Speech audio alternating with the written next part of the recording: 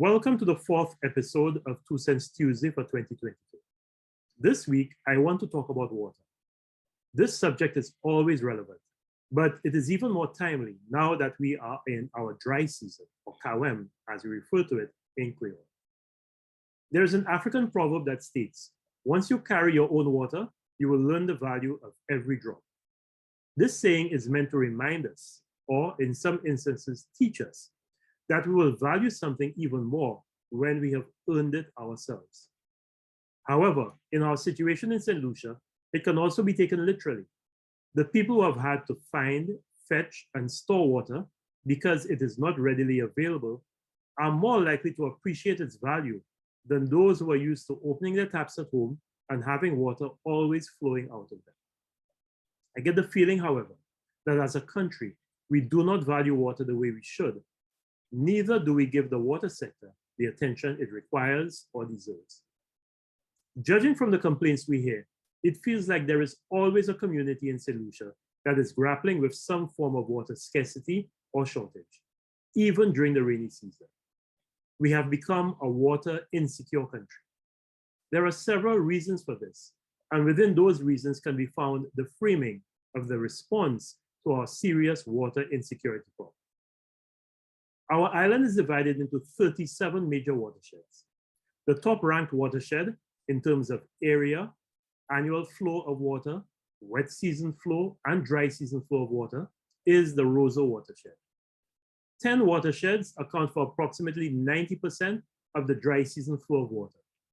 15 of our 37 watersheds account for almost 100% of the dry season flow. Many of our important watersheds have been damaged from deforestation and poor land use. Therefore, some are no longer as productive, particularly during the dry season, and some are actually not productive at all. For some watersheds, there is a significant difference in seasonal flow rates. The Marquis watershed, for example, is the 5th largest watershed on the island and has the 8th highest wet season flow rate. That means during the wet season, during the rainy season, the flow of water in the Marquis River is the 8th highest on the island. However, during the dry season, the flow rate of that same river is the 15th highest on the island. So you could see the massive reduction that takes place in the flow of water in the Marquis River between the rainy season and the dry season. This is why the vegetable farmers who depend on the Marquis River for irrigation are always so badly affected during an extended or sharp dry season. Therefore, as part of our water security program, we should embark on a comprehensive rehabilitation of our critical watersheds. This should include restoration of forest cover and the establishment of new forest cover where needed.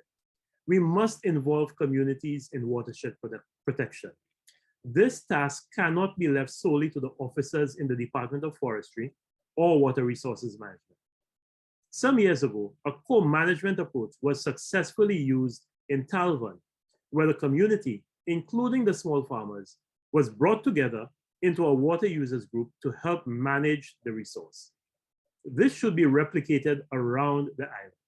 We should also establish riparian buffers or strips along our rivers and waterways that prevent harmful practices from taking place and prevent any damage being done to those rivers to help improve the stability of our riverbanks, reduce soil erosion, and minimize the entry of contaminants and sediments into the river.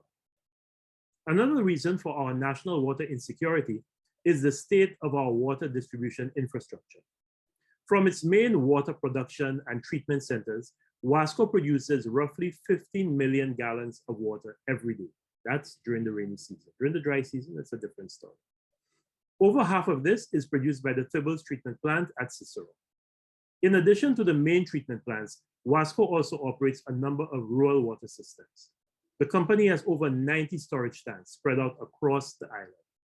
The John Compton Dam has a storage capacity of 3 million cubic meters, but its current capacity is significantly less due to sedimentation that was deposited in it during Hurricane Tomas and the Christmas Eve drought. Unfortunately, the desperately needed desilting of the dam has been delayed for reasons well above my pay grade. And although the exact figure is not known, Wasco has and manages over 700 miles of distribution pipeline. Therefore, under the best of circumstances, with our topography, the maintenance of WASCO's production and distribution system is not an easy or straightforward task. However, WASCO has not seen the best of times for years. The company is heavily undercapitalized, and it does not have a large enough revenue stream that will allow it to make the types of investments that are needed in its distribution system. Many parts of the distribution system are dated and in need of replacement. As a result, non-revenue water, or the water that WASCO produces and distributes, but which is lost before it even reaches the consumer, is over 55%. In other words, for every 100 gallons of water that WASCO produces and puts into its pipelines and pumps to consumers, only 45 gallons reach these consumers. Therefore, WASCO collects revenue on less than half the volume of water it produces on a daily basis.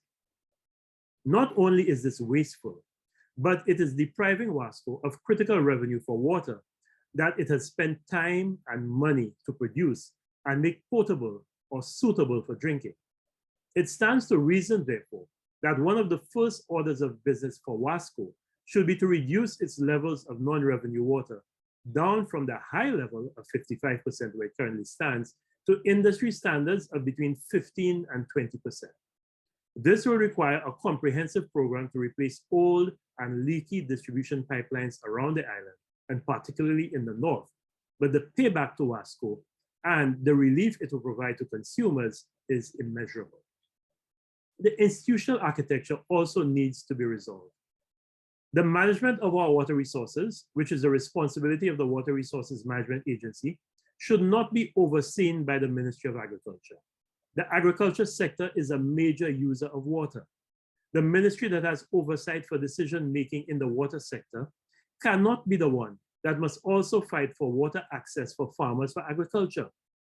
This is a clear conflict of interest that will prevent the policymakers in the Ministry of Agriculture from acting independently and objectively in the best interest of the water sector and the general public.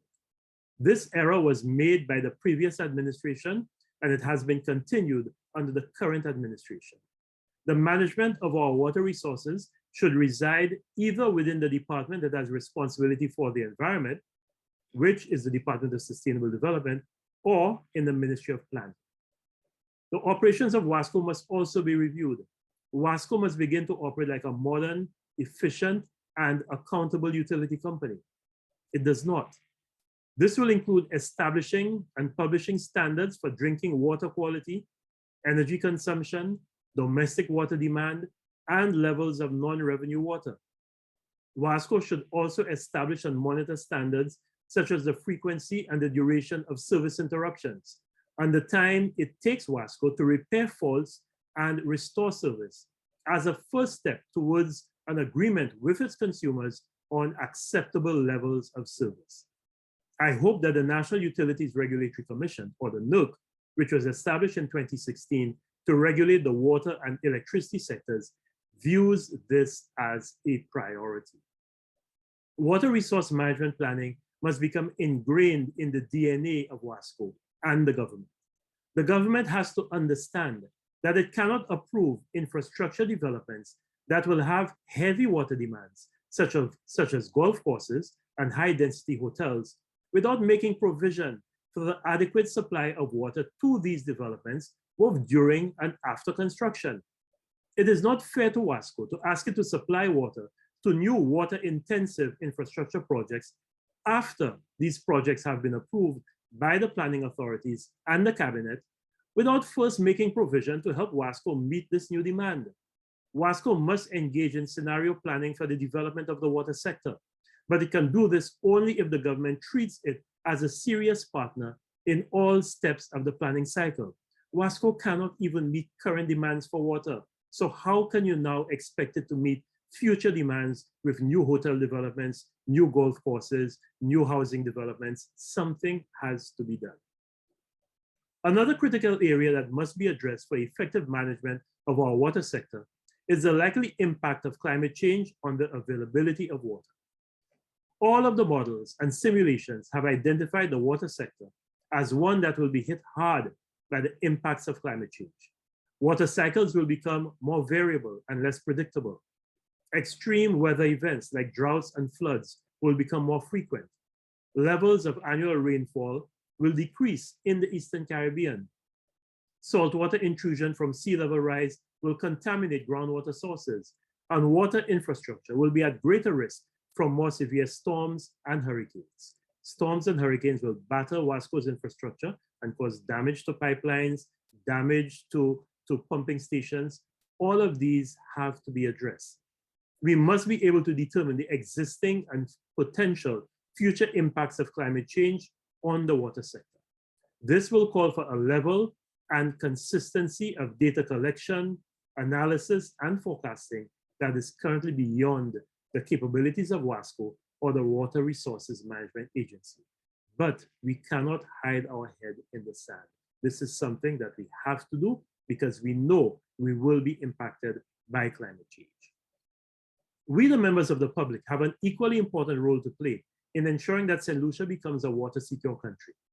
Our attitude towards water must change. We must treat and value our water resources differently. Starting with our rivers, we must stop using our rivers as waste disposal systems. Too many of us see nothing wrong in dumping old appliances and other no longer usable items into our rivers, as if the river is supposed to transport these items to some faraway natural landfill. What often happens is these items get carried along in floodwaters until they reach a culvert or a narrow passageway, at which point they form a mini dam and cause serious flooding and damage to infrastructure, which may also result in loss of lives, livestock, and livelihoods. We must cease polluting our water sources.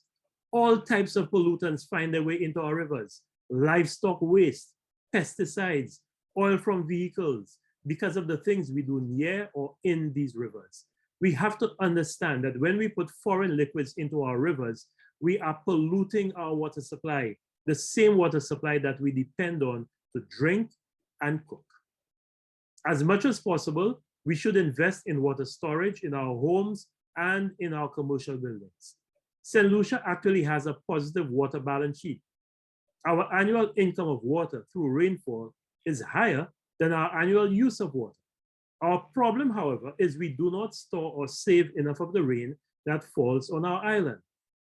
Additionally, it is senseless for WASCO to collect water in a water source, pump this water to one of its treatment facilities, spend money treating that water to make it drinkable, use up electricity and manpower to pump that potable water to our homes, only for us to promptly flush that water down a toilet or use it to wash our cars or water our gardens. This is what is referred to in Creole as laver la main, souiller. We should be using the rainwater that we capture and store off our rooftops for those non-essential activities. To make this possible, government should provide an incentive to homeowners who retrofit their homes or buildings to allow for dual plumbing and the capture and use of rainwater for non-essential uses. And the government must also make it mandatory that new homes must be built with water storage capacity. We must treat water as the increasingly scarce and very valuable resource that it is. This is where the African proverb that I mentioned earlier resonates.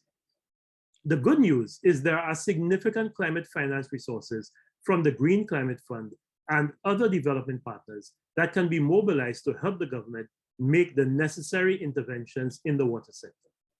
Our sister island of Grenada secured $46.9 million US, and Barbados secured $45.2 million US from the Green Climate Fund to help these two countries climate-proof their water sector. St. Lucia must develop an ambitious water sector program that addresses existing and future challenges in the water sector.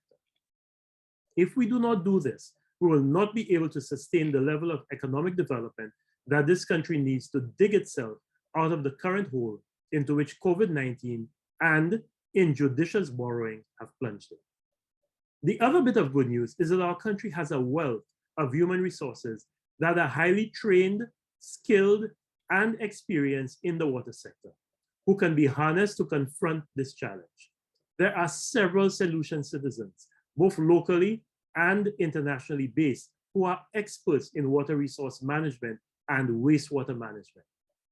If international funding agencies can recognize their skills and utilize them to undertake major projects outside St. Lucia, why can we not bring them together to make St. Lucia a model for water security?